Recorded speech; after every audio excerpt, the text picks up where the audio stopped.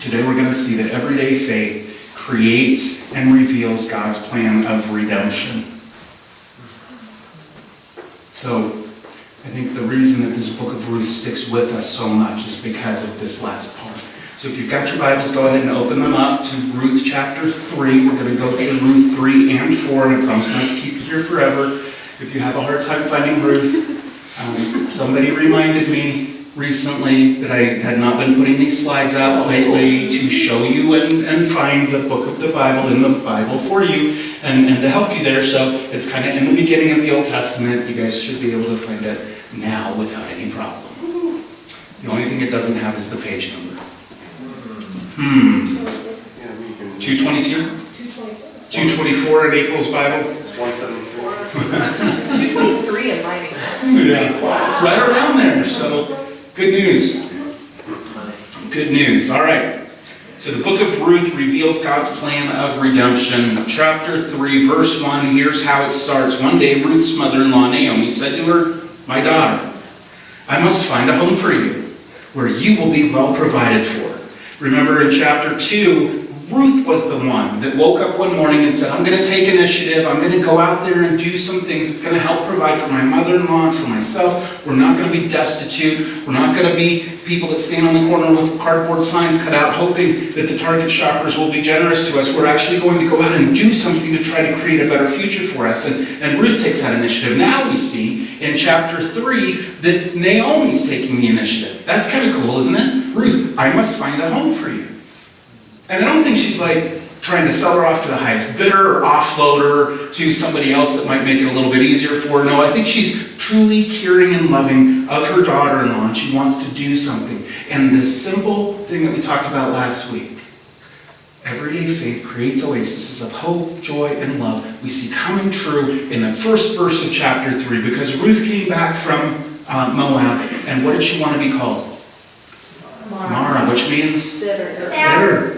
Yes, sad, bitter. And so all of a sudden we see in chapter 3, maybe she's starting to sense some hope. She's starting to find some joy in this future that God may be unraveling or unrolling in front of her. And the love that God's shown her through the provision of Boaz to her daughter-in-law is opening her eyes to see that, yes, this is okay. So now we see Naomi taking the initiative, which is a sign of dawn, of hope happening in Naomi's life. So she says, "I'm going to find you a house, a home where you can be well provided for." Now Boaz, with whose women you have worked, is a relative of yours. Now, women, I'm not going to stereotype you at all, but aren't there times when certain men, brothers, husbands, fathers, in your life need a little nudge? I mean, sometimes, like we know that Boaz is super kind, but he hasn't made any moves towards Ruth up until this point. And so Naomi decides, being the good mother-in-law that she is, I'm going to nudge him in the right direction, right? As kind as he was, she's going to come up with a plan to help move the situation along. I'm sure she's been praying and thinking about this for some time, maybe even talking to her neighbor about it, and watching all of this happen. So Boaz, with whose women you have worked, is a relative of ours. Tonight, he's going to be winnowing barley on the threshing floor. This is towards the end of the harvest season, and he said, "You can stay with me up until the end of harvest and glean out of my fields and winnow the barley in the winnowing place." It's the Winnebago. They called it the Bago, and so that's how we got. Tonight, he will be on the winnowing barley on the threshing floor. So get all cleaned up, put on your best dress, and put on your best perfume, and go down to the threshing floor, but don't let him know you were there until he's finished eating and drinking. What is she doing? I mean, it's always interesting to me how when plans are kind of unrolled and unraveled, like your best friend trying to set you up with somebody, it sounds great from their perspective, but when you're the one that has to show up, right? You're like, so this plan and this initiative that Naomi's taking still makes Ruth take a gigantic risk at this place. And she says to her, she continues, Okay, not only put on your best and go down there, but when you get there, watch where he is, and when he lies down to go to sleep, they used to protect their crops by sleeping in the Winnebago. And go and uncover his feet and lie down. And he'll tell you what to do. You want me to do what? Right? I mean, hey, the guy's feet are probably pretty stinky. That's why you had to put on extra perfume. That's what. And a nose pin? Yeah, so you didn't have to smell his feet. Lay down next to, and he will tell you what to do. Now, if you're a woman, this seems like Naomi, your mother-in-law, is putting you in this incredibly difficult and sensitive place, right? But what's really happening here, to put this into a little context, because as we read this, you want me to watch him sleep and then get under the cover with him. Immediately, our Western desensitized minds go to a place that's kind of smutty, right? Okay, but there's a couple of things that we have to remember. Boaz, we learned last week, and Ruth also are people of immense and deep character. They have integrity. They follow God. Nothing inappropriate's going on here. We have to put it in the context of these times to figure out what's happening. Because it wasn't like she was soliciting herself. Okay? It wasn't like she was throwing herself at him. Well, maybe a little bit. But the reason that Naomi asks Ruth to do this at night is twofold. One, because then if Boaz rejects her and is like, yeah, I'm not really interested, she doesn't have a public scene to put up with. Nobody knows because she went in the middle of the night. So Ruth and Naomi asking her to do this is actually protecting Ruth's reputation in the town and with everybody that she calls friends. And secondly, it puts no pressure on Boaz. So as she approaches Boaz has the option to say, yeah, I'm not really interested, without feeling all of the pressure from maybe the townspeople that might go, really? Because, I mean, there's nothing worse than having your best friend or somebody tell you, you should really be with that person when you don't like that person, right? Hopefully, if you're married, that's not happening now. But there's nothing worse than that. So Naomi's kind of let out this plan and put a lot of thought into it so that everybody's got an easy out if they need it. Verse 5. Ruth says, heck no, I won't go. Is that what it says? No. No. Ruth trusts Naomi. She trusts her. She says, okay, I'll do whatever you say.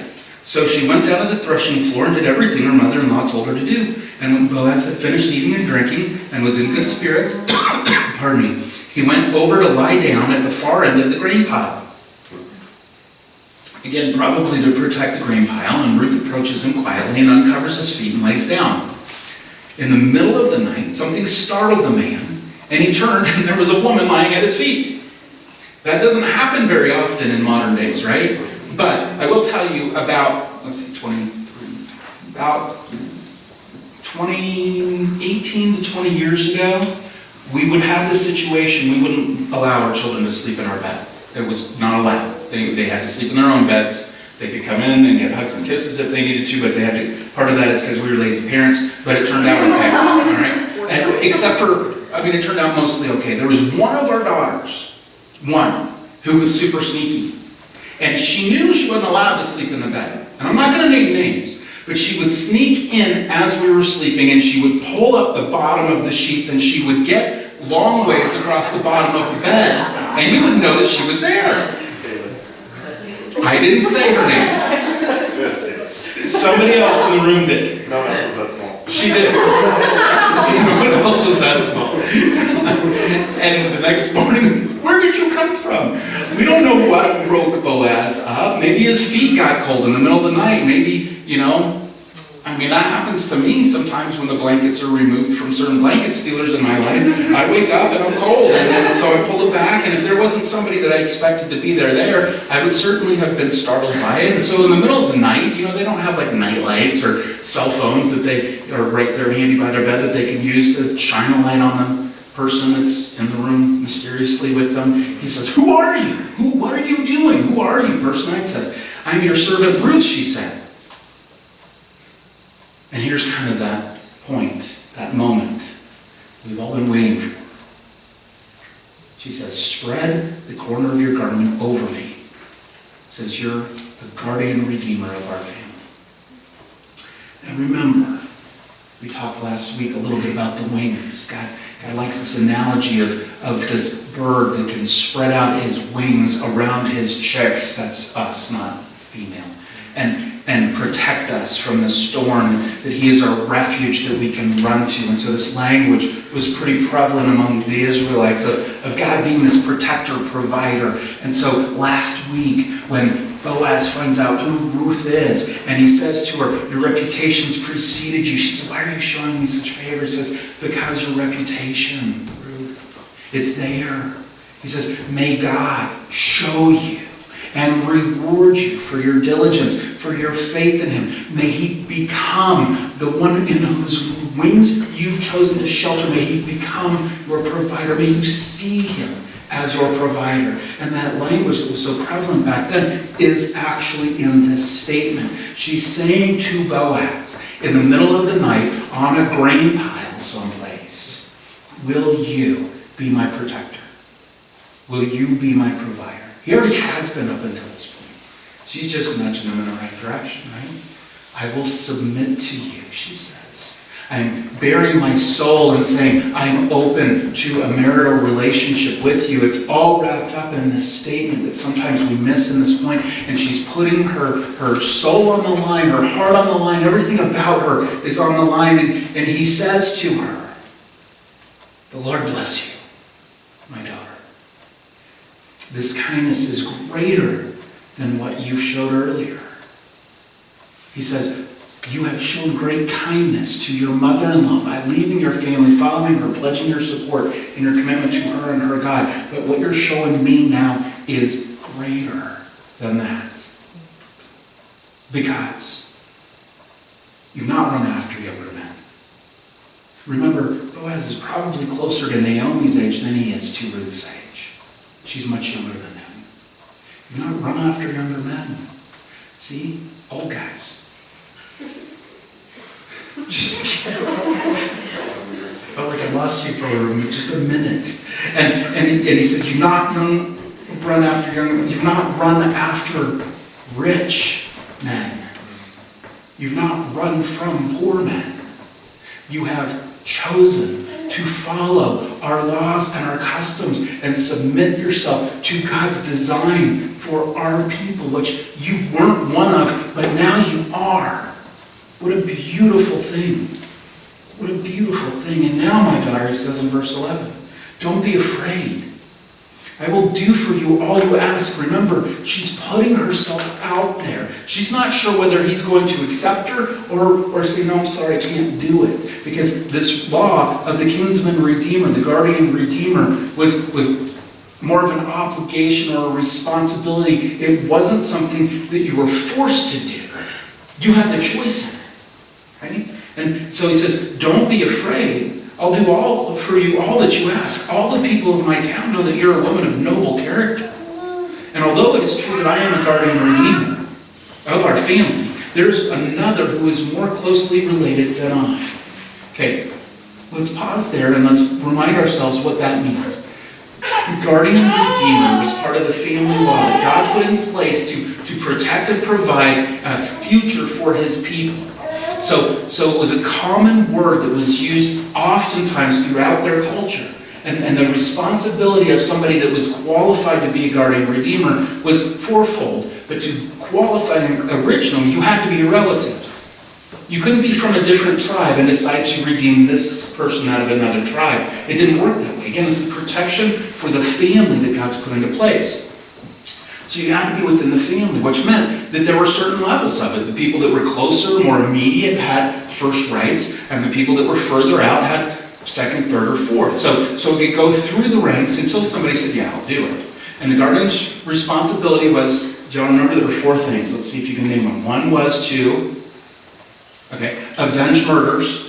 If you had a family member murdered, The justice system probably wasn't that great at that time. So family law said that if you were a guardian redeemer in a certain family, you could go out and avenge an unjustly murdered person's death. When the West was won, right?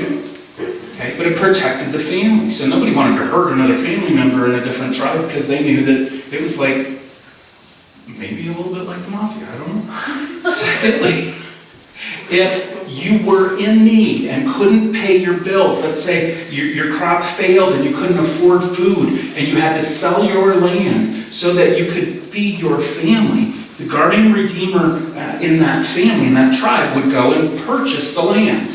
Maybe either from you or from the creditor that you sold it to.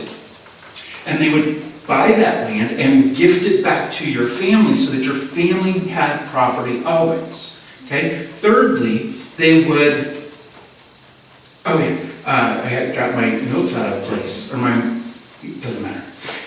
Thirdly, if you had, we talked about this last Sunday night, if you had a very large student debt and you couldn't afford to pay it back, and the school was calling saying, you are going to come work for us for the rest of your lives washing dishes in our kitchen, and you sold yourself into slavery to pay that debt by washing their dishes, your guardian redeemer would buy you out of that situation. They would pay your bill with the school, and they would pull you out of that, and you would be a free person. Okay? And lastly, if you were a male that was married and you died, and you didn't have a male son to continue your family name, your family line, and inherit all of the family property, then what would happen was the woman that you married could call up the next in line and say, you're my guardian redeemer here, and that person would help you have a baby boy. And then that baby boy would have all of the rights in the family name of your husband that had passed on. Okay? So all of that's in play at this point. And when she's saying, spread your garment over me, Boaz, you are our guardian redeemer, he knows that the land that might have been sold, he has to buy back. He knows that it will become his responsibility to help continue this family line. All of that is wrapped up in this one word. And so when we look at it today, I was talking about this morning, I said, how often is redemption, this word redemption, used in our society today? And unfortunately, one of my blind spots or shortcomings is I don't coupon. And so the first thought of the crowd was, oh yeah, coupon shopping, you're redeeming your coupons. Yeah, I have no idea how to tie that into the story of Ruth. So I struggled with that one, but in this particular thing, like redemption would have been a commonplace thing. Because how often have you looked for a loan? Maybe not many of you have yet. Good. But when you take on a loan, like that can put you in a very precarious situation. And so back then, it was a totally different ballgame. Like you might wind up losing everything instead of being able to file a Chapter 11 bankruptcy or whatever it is. So he knows what he's getting into. He knows what she's asking. She knows it's a big ask. Like, I need you to pay for all of this land, and I need you to help me have a baby. And that's putting herself out there, right? So he says, you have shown great kindness. You are a reputable woman. And in verse 13, he says, verse 12, although it's true I am a guardian redeemer of her family. He says, there's another who's more closely related than I. Surprise, Ruth? And I'll take husband number 2 behind that door right there, right? She has no idea that there might be somebody that's closer, but he does because he's been there a lot longer. All of a sudden, her future is up in the air completely again. Who is this guy? Who is this guy? Is he weird Uncle Al? Or is he, because, she knows Boaz, right? She knows Boaz. He says, stay here in verse 13 for the night. And in the morning, if he wants to do his duty as your guardian redeemer, good, let him. And I'm sure she's like, oh no. But if he's not willing, as surely as the Lord lives, I will do it. Lie here until morning. Again, he's constantly considering her. He doesn't want to send her home in the middle of the night, alone, where she could be robbed or worse. He says, wait here till the morning. When it's first light, get up, go home. Nobody will see you. We'll protect your reputation. They won't have any idea what happened here tonight, and I will go take care of this business. As surely as the Lord lives, first thing in the morning. Guys, be men of integrity when you offer your word on stuff. Okay? So, chapter 4. We find out in chapter 4 that Boaz follows through on his word. He goes and he waits at the gate. He waits for the next closest relative to come by. He says, hey, can I talk to you for a second? They sit down. He says, Naomi and Ruth are back. She's got this land. It needs to be redeemed. He says, I'll take it. And he's sure his heart's sinking a little bit because I bet money. I won't bet money because that's not appropriate here. But I'll bet something that his heart has started to grow and attach to this beautiful young woman, right? And he doesn't want it. And he says, oh, by the way, if you take the land and do the redeeming there, then Ruth comes along with it, and she needs a boy baby, and the guy's like, I'm out.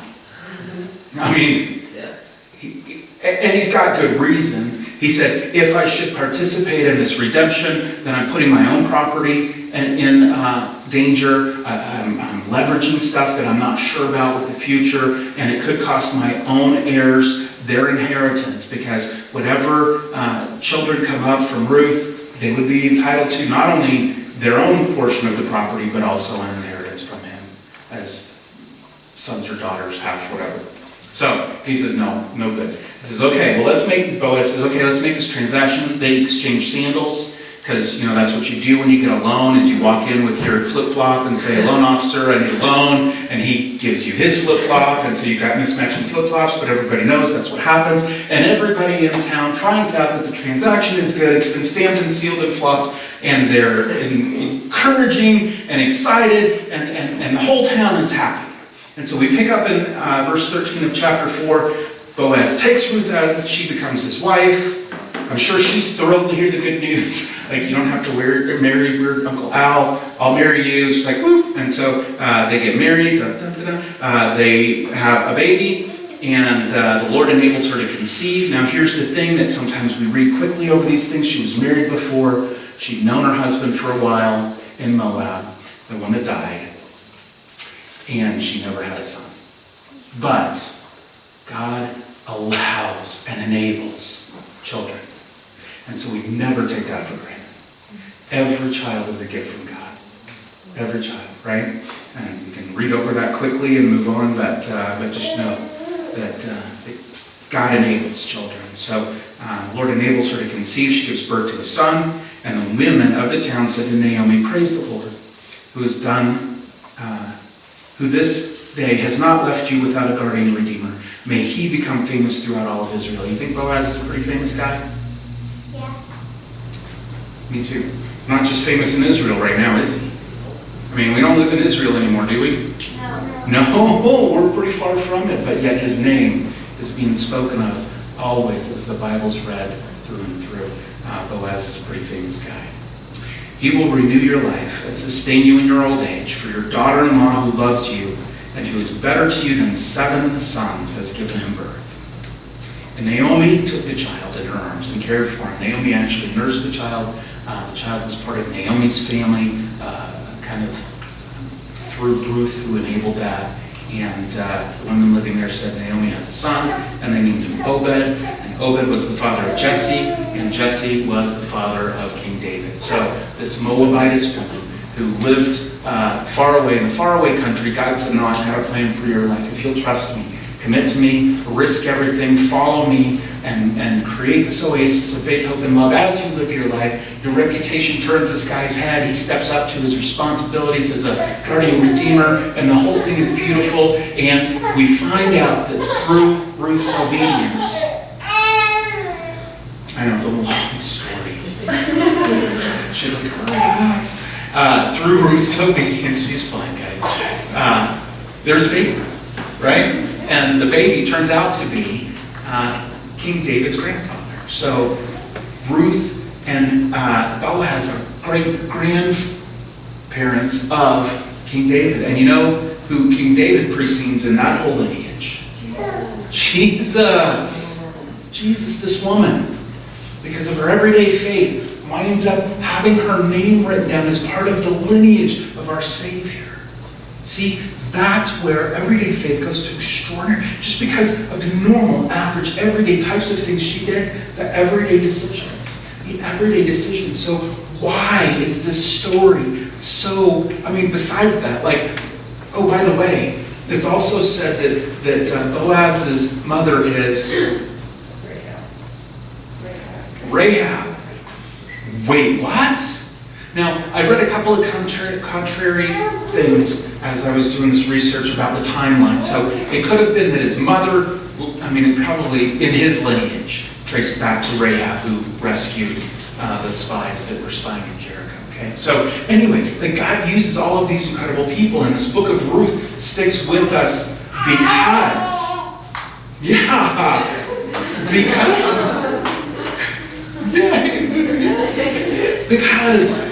of what God is revealing about himself. It's not just a love story.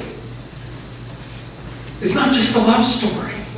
Because if it was just a love story, every guy in this room would be like, right? Because we're not really into mushy kind of stuff.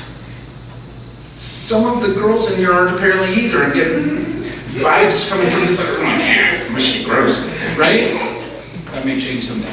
Anyway, so in all of that, what is it about this book that sticks with us, that we want to know, that we want to digest and just linger in? Well, because it's God revealing who he is. It's not just a love story between a man and a woman. God is saying, let me explain to you something. Let me explain a concept to you over and over and over again. I'm going to put it into practice so you can watch it happen in your daily lives. And it's the guardian redeemer thing. See, Boaz isn't just Ruth's guardian redeemer. Boaz is a picture of the redemption that we get through Jesus Christ. Why? How? Well, a guardian redeemer had to be first and foremost, what? A relative. Had to be a relative. How in the world did God become our relative? He left heaven. He said, I love you so much, I'm going to become like you. I'm going to become your relative so that I can redeem you. Which meant he had to put on flesh and bones and put some of his glory on hold and walk among us and grow up from the time he's born in this manger until the time he dies on the cross.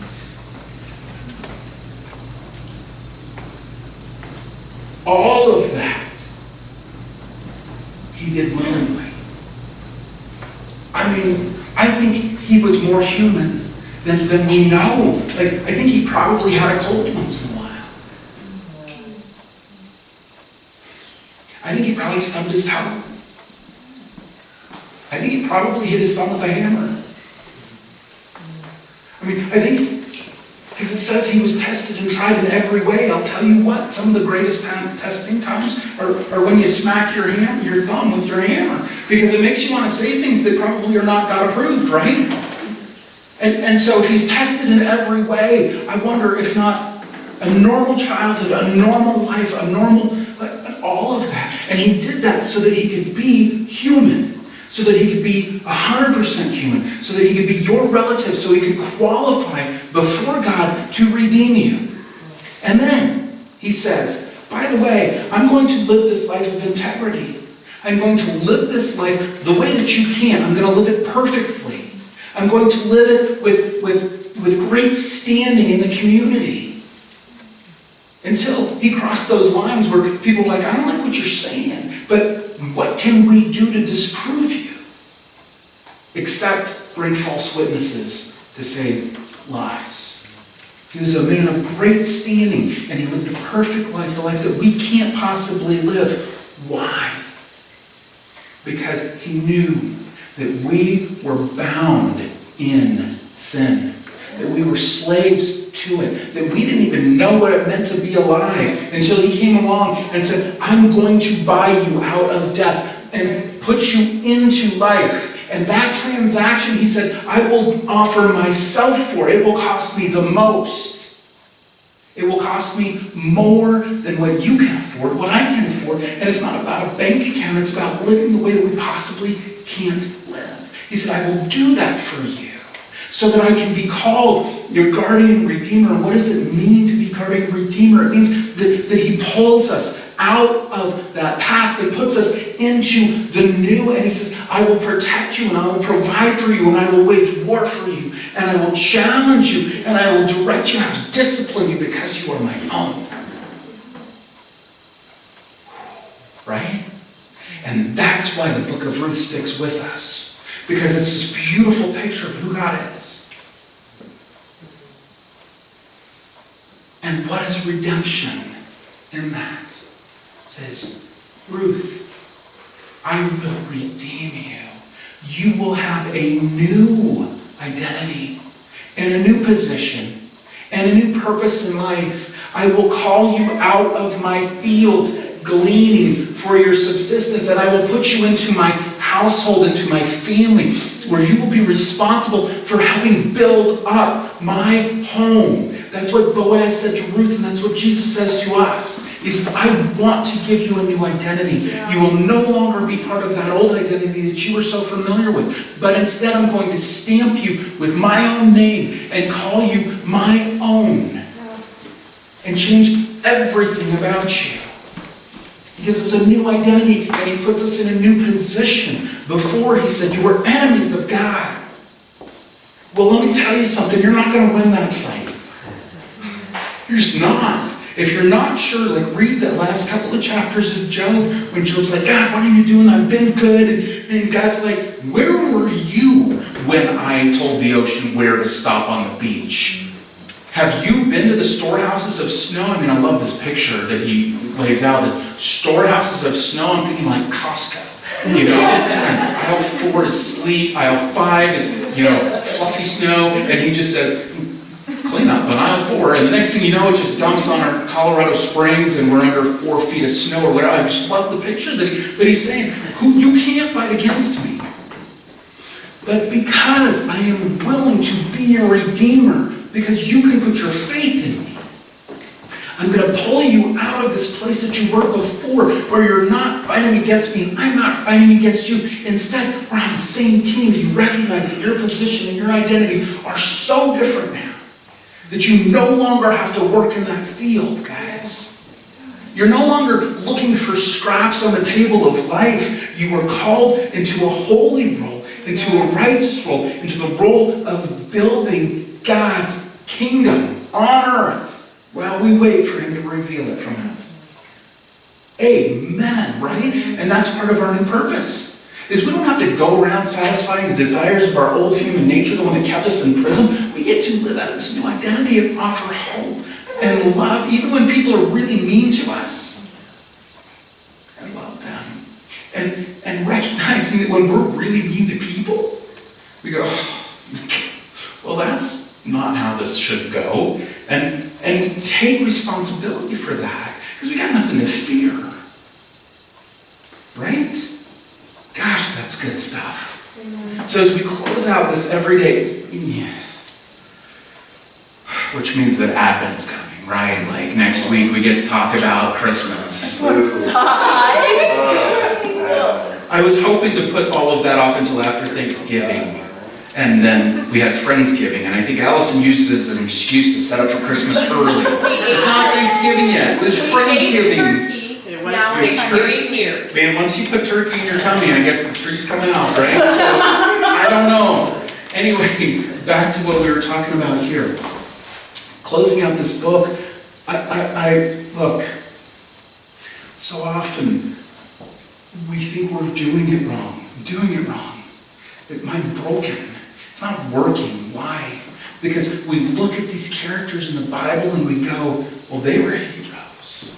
And I'm telling you, and that's why this series was titled this, because you, an ordinary person, living everyday faith among everyday people, big changes happen. Now, God might not use you for the next King David's lineage. He might not. But I promise you, the people that he surrounded you with are your mission field, and you are there for a purpose. If it wasn't because God wanted you where you're at right now, I promise you, you wouldn't be there. Because he's that powerful to move you when it's time. So you don't have to look for heroics, and you don't have to look for this future where you get to be or do or whatever. No, it starts today. It starts now. It starts in the everyday. Because when you take your everyday faith there, man, anything's possible with God. So have you been redeemed? Have you been redeemed? Good. Praise God. So recognize that being redeemed means that you're submitting to this God.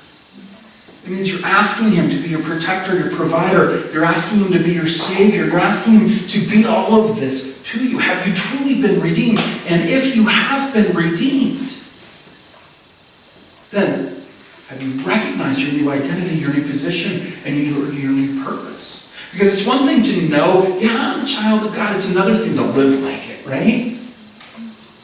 And Ruth didn't stay in the field. Ruth did not stay in the field. She helped him build his home.